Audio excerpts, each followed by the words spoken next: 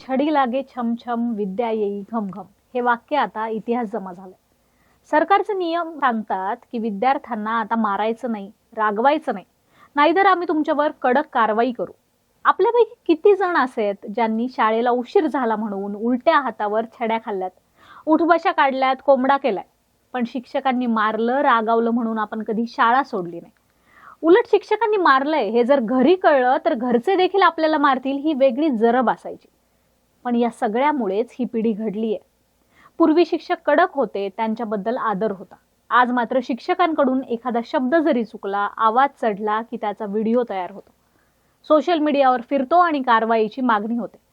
त्यामुळे आजच्या शिक्षकांना प्रश्न पडलाय, बोलावं की गप्प बसावं, रागवावं की दुर्लक्ष करावं.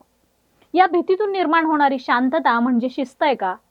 नियम कागदावर सुंदर दिसतात. शिक्षकांनी रागावू नये हा नियम करताना त्यांना काही पर्याय दिलाय का?